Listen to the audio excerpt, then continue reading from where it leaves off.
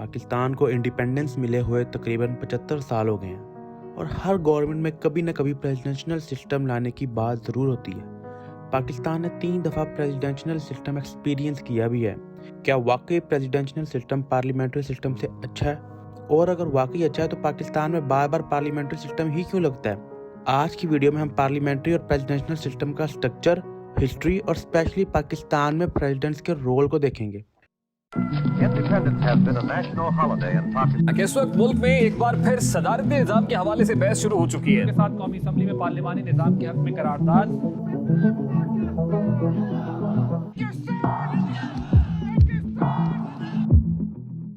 दुनिया में total 195 countries हैं और हर मुल्क में डिफरेंट सिस्टम ऑफ गवर्नमेंट है, but most common system presidential system है या पार्लियामेंट्री सिस्टम है।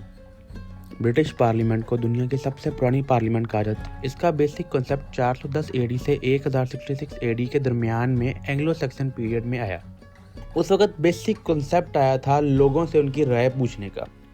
उस वक्त के किंग अवाम की राय और उनके मसले सुनने के लिए एक काउंसिल बुलाते थे, जिसमें वो आम लोगों के इश्यूज और उनके सजेशन सुनते थे। उसके बाद 1066 में इंग्लैंड में नॉर्मन किंग्स का दौर शुरू हुआ और नॉर्मन किंग विलियम ने जल्दी डिसीजंस लेने के लिए उस काउंसिल के अलावा एक स्पेसिफिक कैबिनेट टाइप की काउंसिल भी बना दी, जहाँ पे हर फील्ड के स्पेसिफिक लोग होते थे और वो किंग को एडवाइस करते थे, बट फैसला किंग खुद करता था। मगर पहली बार अवाम ने 1215 में डिसीजन मेकिंग में हिस्सा लिया। उस वक्त किंग जॉन इंग्लैंड का किंग था और उसको हिस्ट्री का वर्स्ट किंग कहते हैं। वो अपने एक्सपेंसेस को मेंटेन करने के लिए अवाम के साथ साथ सोल्जर्स पर भी काफ़ी ज़्यादा टैक्स लगाता था और जो वो टैक्स नहीं देता था उनको सख्त सजाएं देता था। उसका उस वक्त के मजहबी लोगों के साथ भी कोई इतना अच्छा रिलेशन नहीं था। लोग उसकी पॉलिसी से बहुत तंग थे। लोगों ने डिमांड की कि किंग कानून से बाहर न जाए, वो भी कानून को फॉलो करे, बट किंग जॉन ने उनकी बात को इतना सीरियस ना लिया। तो लोगों में गुस्सा बढ़ता रहा और उन्होंने लंदन में किंग के महल के बाहर घेराबंदी कर ली। आखिरकार जब किंग कमज़ोर होना शुरू हुआ तो किंग ने निगोशिएट करने के बारे में सोचा। उस वक्त आम लोग और किंग के दरमियान में एक डॉक्यूमेंट साइन हुआ जिससे किंग के इख्तियारात लिमिट होते थे और आम आवाम को काफ़ी हद तक रिलीफ मिलता था। इस डॉक्यूमेंट को मैग्ना कार्टा कहते हैं। तो मैग्ना कार्टा को लिबर्टी यानी कि आज़ादी का फर्स्ट सिंबल कहते हैं। ये तब से लेके महात्मा गांधी तक और इवन आज तक इस डॉक्यूमेंट की बहुत अहमियत है। बट 1688 में पार्लियामेंट टोटली सुप्रीम हो गई ग्लोरियस रेवोल्यूशन के बाद इंग्लैंड में, और वही पार्लियामेंट आज ब्रिटेन में चल रही है।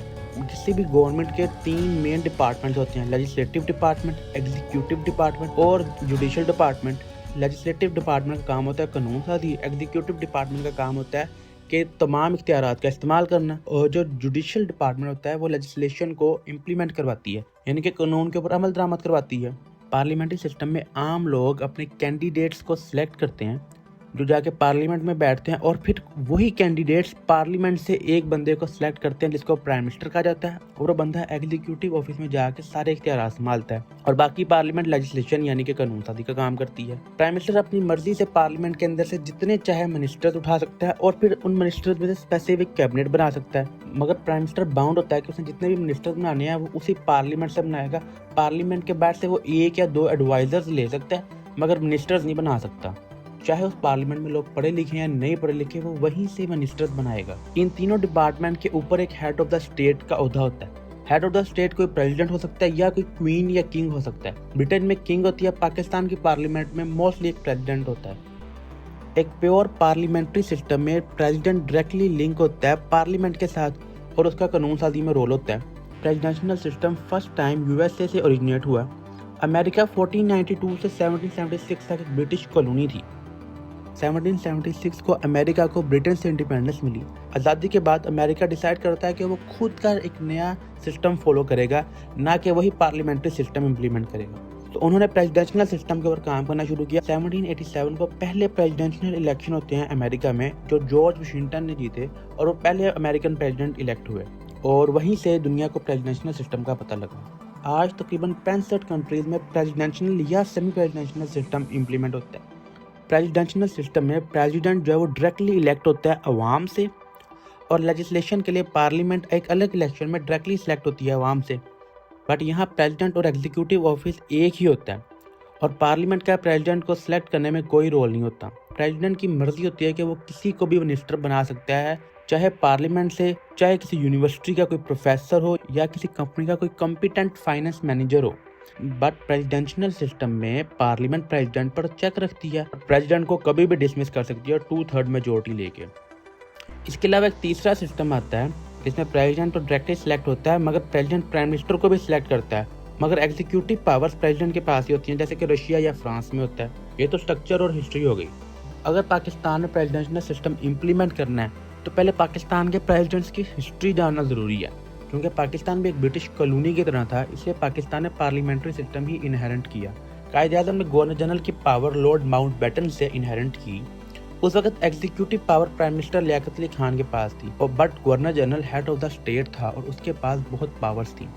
पाकिस्तान के पास खुद का कोई कॉन्स्टिट्यूशन नहीं था, वो 1935 ब्रिटिश कॉन्स्टिट्यूशन को फॉलो कर रहा था, इसलिए पाकिस्तान को गवर्नर जनरल वाला निज़ाम फॉलो करना पड़ा। फिर 29 फरवरी 1956 को गवर्नर जनरल सिकंदर मिर्जा ने असेंबली से पाकिस्तान का पहला कॉन्स्टिट्यूशन का बिल पास करवाया और गवर्नर जनरल के ऑफिस को रिप्लेस किया प्रेसिडेंट के ऑफिस में।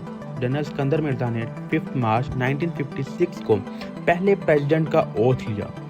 इनका ताल्लुक पाकिस्तान की मिलिट्री से था, मगर 1947 से 1958 तक 11 सालों में पाकिस्तान के 7 प्राइम मिनिस्टर चेंज हो गए थे। इस पॉलिटिकल अनस्टेबिलिटी को बेस बनाकर 7 अक्टूबर 1958 को पहले president of Pakistan general Sikandar Mirza ने chief martial administrator general Ayub Khan के साथ मिलकर पाकिस्तान में पहला मार्शल लॉ लगा दिया। बट यहाँ ट्विस्ट आता है। 20 दिनों बाद जनरल अयूब खान ने सिकंदर मिर्जा को निकालकर खुद टेक ओवर कर लिया। जनरल अयूब खान ने हर तरह की पावर अपने पास ले ली और उन्होंने 1965 तक एक डायरेक्ट गवर्नेंस की। बट उस वक्त कायदे-ए-आज़म की बहन और कुछ लोकल लीडर्स ने मिलकर इतना प्रेशर बिल्ड किया कि पूरे मुल्क में प्रोटेस्ट शुरू हो गए। जनरल अयूब खान ने प्रेशर में आके इलेक्शंस कॉल किए। बट 7 सालों में अयूब खान ने प्रेसिडेंट के तौर पर काम किया और पाकिस्तान ने बहुत तरक्की की। पाकिस्तान को 1962 में पहली ऑयल रिफाइनरी मिली, इंफ्रास्ट्रक्चर बिल्ट हुआ। 1960 में मीनार पाकिस्तान की बिल्डिंग बनी। पाकिस्तान के फॉरेन रिलेशंस बहुत अच्छे हुए। बट 2 जनवरी 1965 को प्रेसिडेंशियल इलेक्शंस कॉल हुए। ये प्रेसिडेंशियल इलेक्शंस थे और अयूब खान ने एक मेजॉरिटी हासिल की। फातिमा जनाह और बाकी लीडर्स ने मिलकर इन इलेक्शंस पर काफ़ी सवाल उठाए कि ये ब्लैक इलेक्शंस हैं, इनमें बहुत धांधली हुई है वगैरह वगैरह। अब पाकिस्तान में अयूब खान की एक इलेक्टेड हुकूमत थी। 2 साल बाद फातिमा जनाह की डेथ हो गई, बट मुजीबुर रहमान ने मौके का भरपूर फ़ायदा उठाया और मुल्क में केओस पैदा किया। प्रेसिडेंट अयूब खान और मुजीबुर रहमान के क्लैश की वजह से मुल्क में बहुत अनस्टेबिलिटी हुई।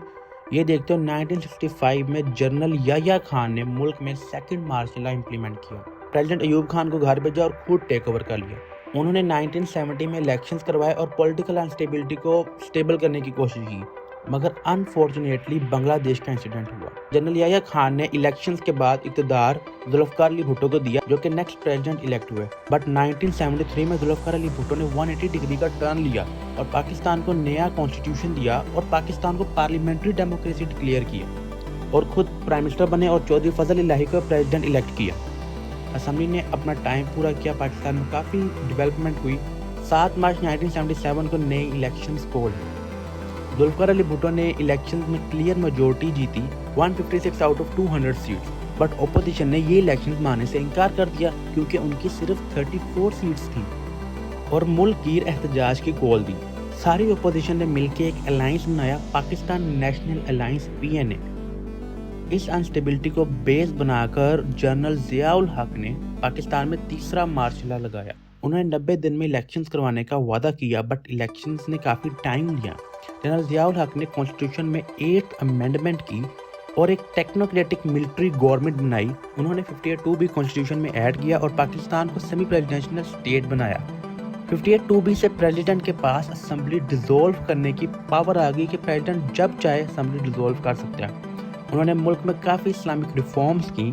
पब्लिक प्रेशर की वजह से 24 मार्च 1985 को इलेक्शंस कॉल किए, बट वो खुद प्रेसिडेंट थे उस वक्त, मोहम्मद खान जिन्हें जो प्राइम मिनिस्टर इलेक्ट हुए। बट 3 साल बाद ही ज़ियाउल हक ने असेंबली डिसॉल्व कर दी।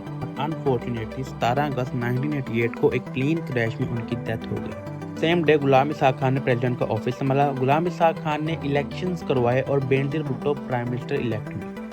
2 दिसंबर 1998 को बेनज़ीर ने ओथ लिया, कुछ अर्सा काम किया, बट पॉलिटिकल डिफरेंसेस की वजह से प्रेसिडेंट गुलाम इसाक खान और बेनजीर के दरमियान में क्लैश शुरू हो गए और 6 अगस्त 1990 को प्रेसिडेंट गुलाम इसाक खान ने 58(2) यूज करते हुए असेंबली डिसॉल्व कर दी और बेनजीर गवर्नमेंट को घर भेज दिया। 1990 में नए इलेक्शंस कॉल हुए और Nawaz Sharif prime minister elect हुए, बट अगेन नवाज शरीफ ने कुछ अर्सा काम किया, प्रेसिडेंट के साथ डिफरेंसेस पैदा हुए और प्रेसिडेंट ने दोबारा 58(2) भी यूज़ किया और असेंबली डिसॉल्व कर दी। But this time supreme court ने इंटरफेयर किया और जस्टिस नसीम हसन हाशमी ने प्रेसिडेंट से बात की और असेंबलीज को रिस्टोर करवाया। बट नवाज शरीफ और प्रेसिडेंट गुलाम के दरमियान डिफरेंसेस कम ना हुए।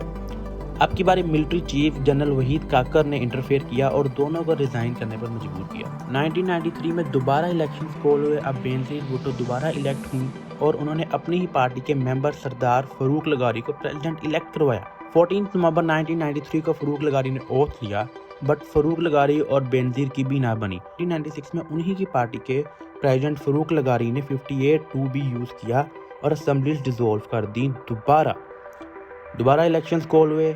नवाज शरीफ 2/3 मेजोरिटी से जीते। उन्होंने 17 फरवरी को ओथ लिया और उन्होंने आते ही अप्रैल में 58(2) भी कॉन्स्टिट्यूशन से निकाल दी। फरूक लगारी और नवाज शरीफ के दरमियान में डिफरेंसेस तो पैदा हुए, मगर फरूक लगारी कुछ कर नहीं सकते थे।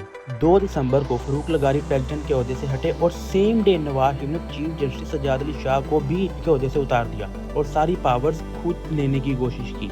जनवरी 1988 में मोहम्मद रफीक तारर प्रेसिडेंट इलेक्ट हुए और 1999 में कारगिल वार के बाद नवाज शरीफ और जनरल परवेज मुशर्रफ के दरमियान में भी क्लैश शुरू हो गया। नवाज शरीफ ने जनरल परवेज मुशर्रफ को सैक करने की कोशिश तो की, बट मुशर्रफ ने इन रिटर्न 14 अक्टूबर 1999 को मार्शल लॉ लगा दिया। 1999 तक 11 सालों में 5 प्राइम मिनिस्टर चेंज हो गए। जनरल मुशर्रफ ने 9 साल हुकूमत की। उन्होंने आते 58(2) भी रिवर्स की, सारी पावर प्रेसिडेंट को दी और चीफ मार्शल एडमिनिस्ट्रेटर और प्रेसिडेंट खुद बने। परवेज मुशर्रफ के दौर में पाकिस्तान ने तरक्की तो बहुत की। अफगानिस्तान में जंग हुई, पाकिस्तान में कई डेवलपमेंट्स हुई, मीडिया को आज़ादी मिली, कई अच्छे इंसिडेंट्स भी हुए और कई बुरे इंसिडेंट्स भी हुए। 9 सितंबर 2008 को परवेज मुशर्रफ गए और प्रेसिडेंट आसिफ जरदारी आए। उन्होंने ओथ लिया और नवाज शरीफ के साथ मिल के 58(2) भी कॉन्स्टिट्यूशन से निकाल दी। नहीं, आसिफ जरदारी कोई बेवकूफ़ नहीं थे। Actually Asif Zardari Peoples Party के प्रेसिडेंट थे और जो उस वक्त प्राइम मिनिस्टर थे वो भी पीपल्स पार्टी के ही थे और आसिफ जरदारी ने उनको लगाया था। इसके अलावा उन्होंने 18th अमेंडमेंट की और सूबों को इख्तियारात दिए, जो कि बहुत अच्छी चीज़ थी। इसके बाद पाकिस्तान मुस्लिम लीग नून के प्रेसिडेंट सदर ममनून हुसैन और PTI के सदर आरिफ अलवी आए। इनके पास कितने इख्तियारात थे नहीं।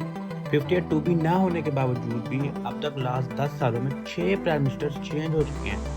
एक्चुअली पाकिस्तान का सिस्टम नहीं खराब। पाकिस्तान एक बॉल की तरह है, कभी प्रेसिडेंशियल, कभी सेमी प्रेसिडेंशियल, तो कभी पार्लियामेंट्री सिस्टम। पाकिस्तान के पॉलिटिशियंस की मेंटालिटी को देखते हुए ऐसे लगता है कि किसी एक बंदे के पास पावर होना बहुत खतरनाक है। पाकिस्तान में पार्लियामेंट्री सिस्टम को खराब तो नहीं कहा जा सकता, मगर इस सिस्टम को सही तरह चलने नहीं दिया गया। पाकिस्तान जैसे एक डेवलपिंग कंट्री में ज़्यादा से ज़्यादा लोग इक़्तिदार के साथ जुड़े हों ताकि अच्छे फैसले हों। अगर किसी एक बंदे के पास सारी पावर हो तो ये पाकिस्तान के सिस्टम को सूट नहीं करता। जहाँ तक स्टेबिलिटी की बात है, पाकिस्तान में हमेशा प्रेसिडेंशियल सिस्टम किसी मिलिट्री डिक्टेटर ने लगाया है जिसके खिलाफ आवाम कुछ कर नहीं सकती थी, चाहे वो सही काम करे चाहे वो गलत काम करे। बट द पॉइंट इसी सिस्टम के अंदर रहा है कि हम इसको इम्प्रूव कैसे कर सकते हैं। पार्लियामेंट्री सिस्टम में सबसे बड़ा इशू ब्लैकमेलिंग का है कि प्राइम मिनिस्टर को कोई भी कंट्रोवर्शियल स्टेप लेने से पहले उसको ब्लैकमेल किया जाता है। इसका बेसिक सा हल ये है कि हम उन लोगों को वोट दें जो वाकई पढ़े लिखे हों और जो डेमोक्रेसी में यकीन रखते हों, ना कि उन लोगों को जो अपने बिजनेसेस और सियासत को बचाने के लिए हुकूमत में आए हों। ये थी टोटल पार्लियामेंट्री और प्रेसिडेंशियल सिस्टम की हिस्ट्री, पाकिस्तान में हिस्ट्री। कमेंट्स में ज़रूर बताएं कि आपके ख्याल से पाकिस्तान में कौन सा सिस्टम होना चाहिए।